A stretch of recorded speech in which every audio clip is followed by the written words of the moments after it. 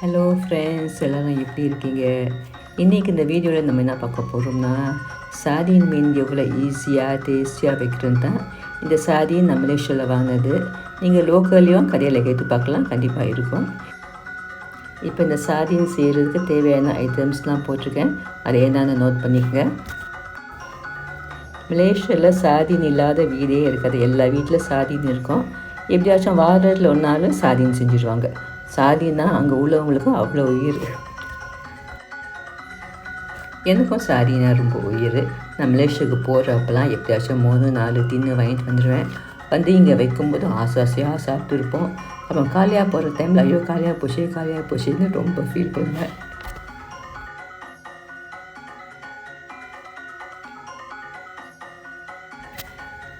இப்போ சாதீனை உடைச்சி அந்த கிரேவியை நம்ம ஒரு பேசனில் கொட்டிக்குவோம்.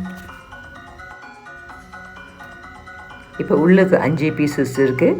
அந்த பீசஸும் பேசனில் கொத்திக்குவோம்.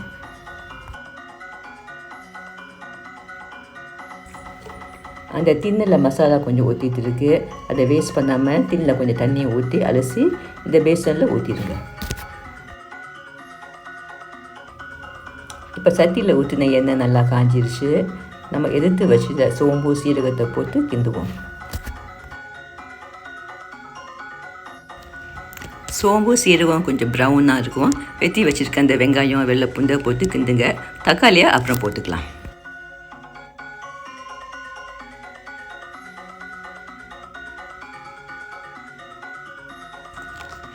கொஞ்சம் நேரம் சேர்ந்து அந்த வெட்டி வச்சுருக்க தக்காளியை போட்டு கிண்டுங்க.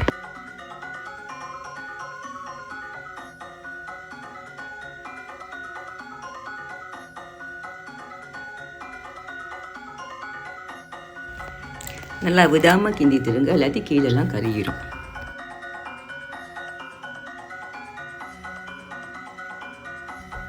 தக்காளியை நல்லா ஸ்பூனில் அப்படியே மசிச்சு விடுங்க. அப்போ தான் சீக்கிரம் எல்லாமே மிக்ஸ் ஆகும்.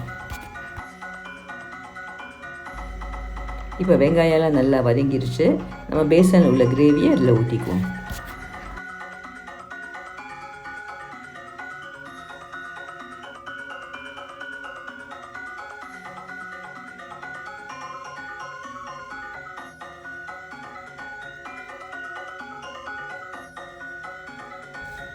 இப்போ இந்த கிரேவியில் நம்ம வச்சுருக்க மல்லித்தூள் மஞ்சத்தூளை போட்டுக்குவோம்.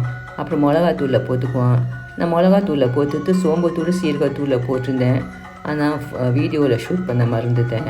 ஸோ இப்போ நான் சும்மா சொல்லிக்கிறேன். அப்புறம் உப்பை போட்டுங்க. கொஞ்சம் தண்ணியை ஊற்றிக்குங்க. தண்ணியை ஊற்றிட்டு நல்லா கொதிக்க விடுங்க. இப்போ அந்த மீன் 5 பீஸ் இருக்குல்ல, அந்த பீஸ்லாம் கொஞ்சம் சின்னதாக வெட்டிக்குங்க. நீங்கள் சின்னதாக வெட்டினா தான் உங்களுக்கு மசாலா நல்லா மிக்ஸ் ஆகி டேஸ்ட்டாக இருக்கும். இல்லாட்டி கொஞ்சம் பச்சையாக இருக்கிற மாதிரி இருக்கும். ஒவ்வொருத்தர் ரொம்ப தூளாக வெட்டிடுவாங்க. ஆனால் நான் அந்த அளவுக்கு வெட்டல, கொஞ்சம் பெரிய பீஸாக தான் வச்சுருக்கேன். இப்போ மசாலா பச்சை ஸ்மெல்லாம் போயிடுச்சு. நான் கொஞ்சம் தேங்காய் பேஸ்ட் ஊற்றுறேன். நீங்கள் வேணும்னா தேங்காய் பால் கூட ஊற்றிக்கலாம். ரொம்பலாம் ஊற்றக்கூடாது, அப்போ ரொம்ப சப்புன்னு போயிடும். சும்மா கொஞ்சம் ஊற்றுனா போதும்.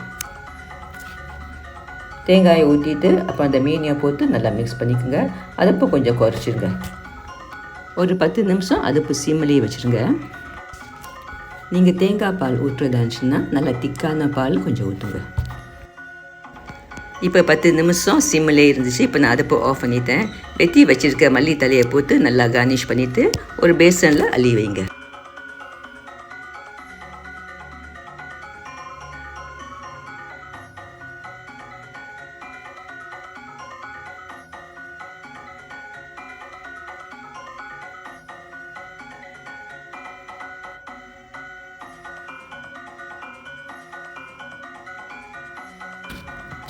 இப்போ பாருங்கள், சாதீன் ரெடியாக இருக்குது. பார்க்கும் போதே எவ்வளோ டேஸ்டியாக இருக்குல்ல. நீங்களும் கண்டிப்பாக அந்த ஈஸியான ரெசிபியை ட்ரை பண்ணி பாருங்கள். ரொம்ப டேஸ்டியாக இருக்கும். உங்களுக்கு இந்த வீடியோ பிடிச்சிருந்தா லைக் பண்ணுங்கள், கமெண்ட் பண்ணுங்கள், உங்கள் ஃப்ரெண்ட்ஸ் கிட்ட ஷேர் பண்ணுங்கள். அண்ட் மறக்காமல் என் சேனலுக்கு சப்ஸ்கிரைப் பண்ணுங்கள். தேங்க்ஸ் ஃபார் வாட்சிங்.